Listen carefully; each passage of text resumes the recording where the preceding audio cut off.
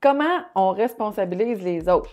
C'est une question que je me fais poser des fois par des parents qui veulent responsabiliser leurs enfants, mais aussi par des professionnels, des fois qui doivent encadrer des équipes, par exemple, qui se disent « ben écoute, comment je fais pour les amener, les membres de mon équipe, à être plus responsables de leurs tâches puis d'eux-mêmes au travail. » Donc, comment est-ce qu'on fait pour responsabiliser quelqu'un? La réponse est à la fois très simple et complexe. Voici, donne-y des responsabilités et fais confiance.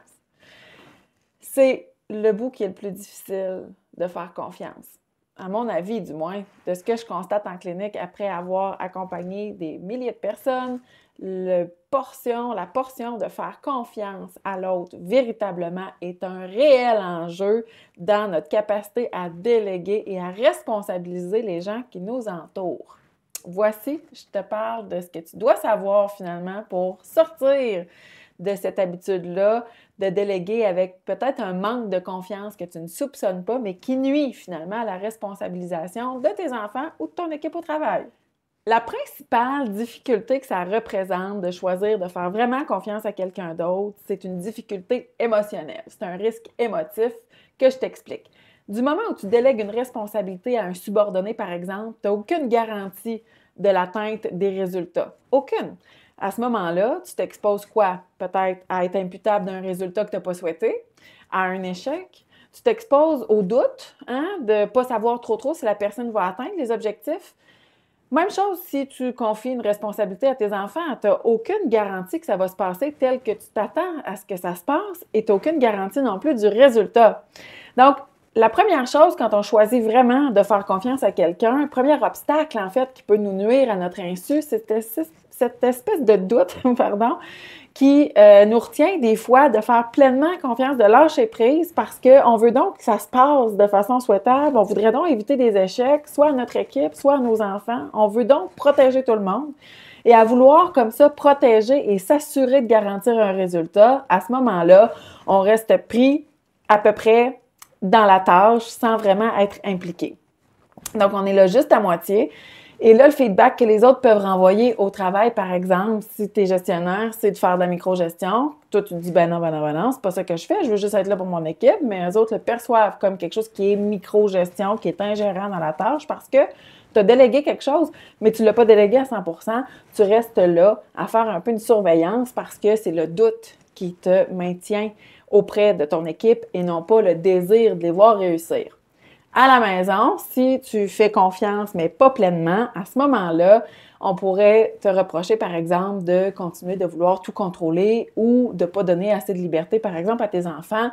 Bon, les enfants sont capables de faire des reproches qui sont des fois discutables, mais quand même, ça peut être des indices, si tu reçois ce feedback-là de temps à autre, que malgré ton intention sincère de faire confiance, peut-être qu'il y a une partie de toi qui reste accrochée dans le doute et qui reste trop près de la personne à qui tu as délégué une responsabilité, ce qui donne l'impression à cette personne-là que tu n'y fais pas vraiment confiance et elle n'a pas tort. Donc, si tu veux vraiment être reconnu comme un leader ou un parent qui est capable de faire confiance aux autres, à ce moment-là, tu vas devoir accepter la vulnérabilité que ça représente que de faire confiance parce que quand tu confies quelque chose à quelqu'un, tu n'as pas de garantie de résultat et c'est insécurisant. Ça, c'est l'enjeu émotionnel.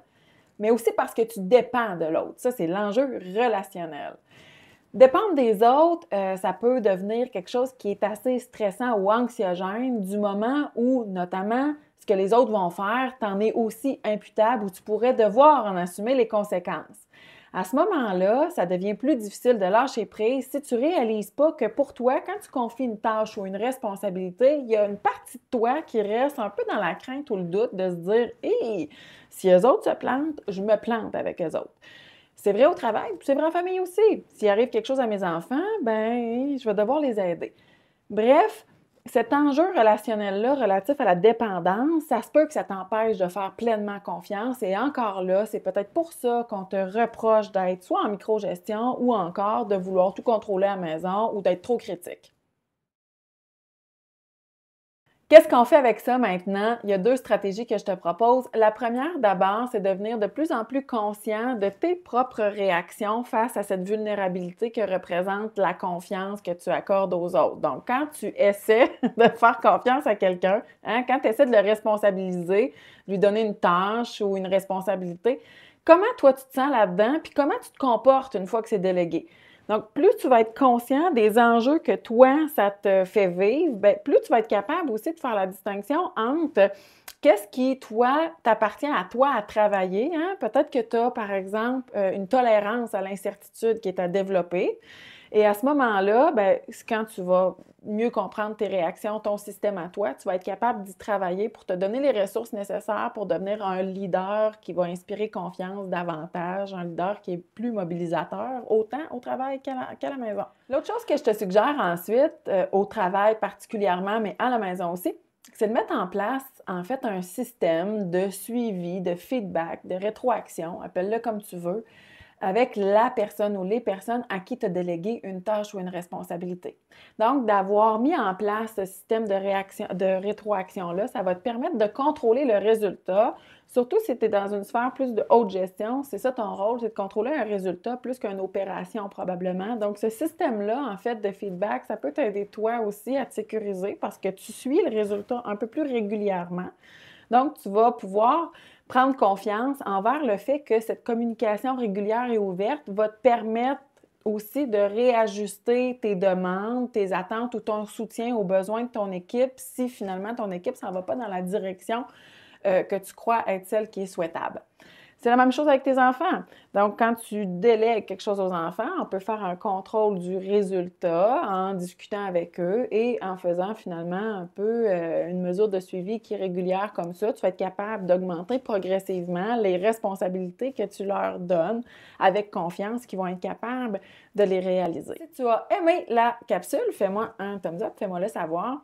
Sache aussi qu'en description de la vidéo, il y a des outils que tu peux downloader pour t'aider à renforcer ce que je présente dans toutes mes capsules du vendredi. Et d'ailleurs, je te donne vendredi prochain rendez-vous juste ici sur la chaîne pour une nouvelle capsule. Merci!